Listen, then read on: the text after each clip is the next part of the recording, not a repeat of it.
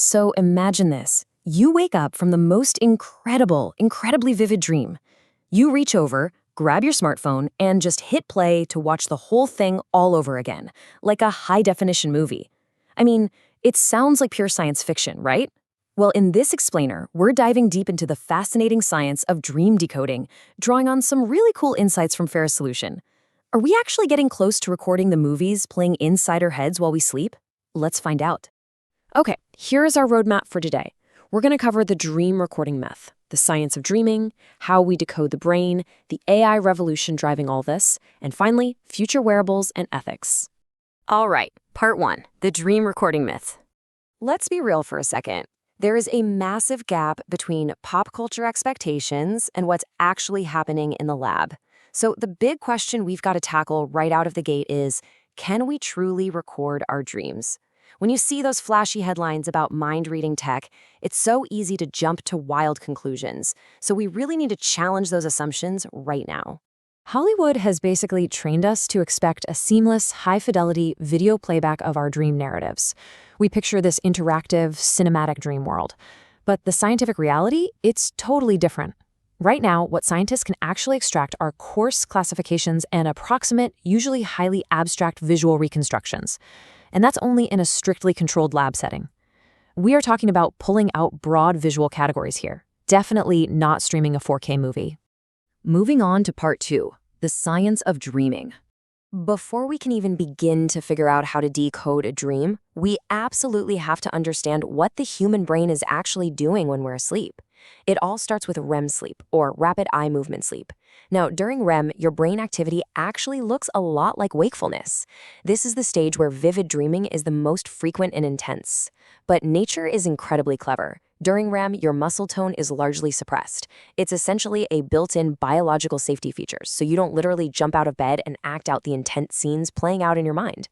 During a dream, your brain mixes up a highly specific cocktail of activity. Your amygdala, which processes emotion, and your hippocampus, which handles memory, are highly active. Your visual processing areas are just firing on all cylinders too. But crucially, there is a massive drop in activity in the logic and self-monitoring areas of your brain.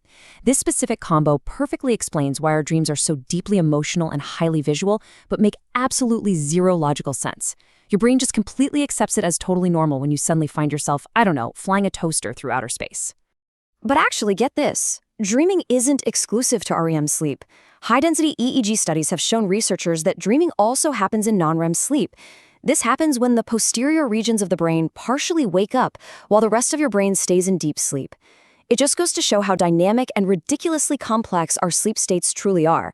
Which brings us to part 3, decoding the brain.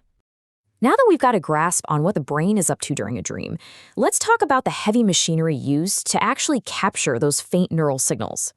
We've basically got 2 main tools. First is EEG. EEG is fantastic for timing. It's got excellent millisecond temporal resolution, and it's portable. You can literally wear it like a cap. But its spatial resolution is pretty limited, meaning it struggles to pinpoint exactly where deep inside the brain a signal is coming from. Then we have fMRI. fMRI has beautiful spatial resolution to map neural activity. The catch? You have to lie perfectly still inside a massive, incredibly loud, and very expensive magnetic tube.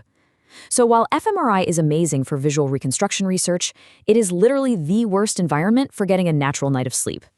So how does this actually work? Think of the decoding pipeline like training an AI microphone to isolate one single conversation in an incredibly noisy, crowded room.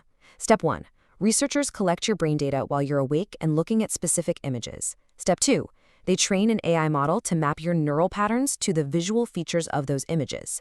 Step 3. They take that newly trained AI and apply it to brain data recorded later while you're sleeping. And finally, Step 4.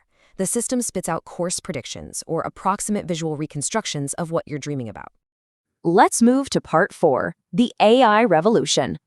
The reality is, without artificial intelligence, all of this neural data is basically just meaningless static.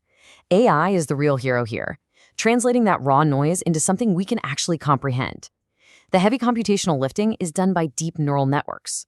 These generative AI models are freakishly good at discovering hierarchical patterns in noisy data, They learn the subtle relationships between your brain signals and visual content, and then they generate plausible images from those decoded neural features.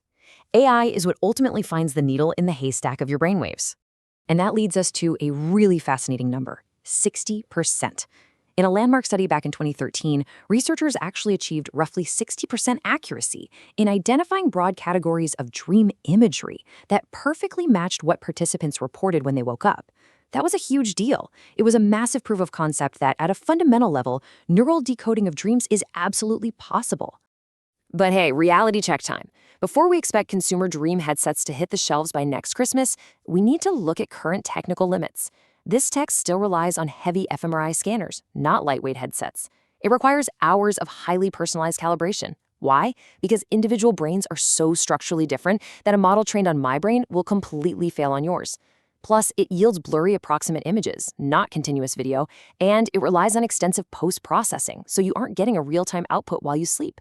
We are still a long, long way from a commercial consumer product. Finally, Part 5, Future Wearables and Ethics. We've talked about where the science is right now, but looking into the speculative future, what would a wearable device actually require? For a consumer gadget to work, we would need heavily miniaturized, high-density sensors paired with continuous, personalized edge AI computing right there on the device. And even then, an eventual wearable app probably wouldn't give you a 4K movie to watch over breakfast. More likely, it would give you a morning review of your dream's emotional tone and its dominant visual categories. Think of it more like a fitness dashboard, but for your subconscious. But that brings us to the ethical horizon, and man, there are some massive societal implications here. Unlike your external behavior, what you click on, where you go, your brain activity is your innermost private life. If this technology matures, the risks to mental privacy are absolutely profound. We're talking about the strict necessity for meaningful informed consent. We have to tackle AI bias and the training data, and we have to face the terrifying threats of surveillance and commercial exploitation. Seriously, who owns your neural data? What happens if a corporation uses your decoded dream data to target ads at you while you're awake? It's wild to think about, but the legal world is already bracing for this. Jurisdictions have actually begun exploring neuro rights concepts that explicitly protect mental privacy and cognitive liberty in the face of advancing neurotechnology. This isn't just a tech problem anymore. The protection of our inner thoughts is rapidly becoming a fundamental human rights issue. Which leaves us with an incredibly profound ethical dilemma to ponder. If a machine could read your most private, unfiltered dreams, should it be allowed to? Even if the tech becomes totally flawless one day, your cognitive liberty might dictate that your dreams are the one sanctuary that should remain entirely your own. It's definitely something we all need to think about as this field accelerates. Thanks so much for joining me on this explainer diving into the science of dream decoding. We've separated the sci-fi from the reality, but there is no doubt the future here is incredibly exciting.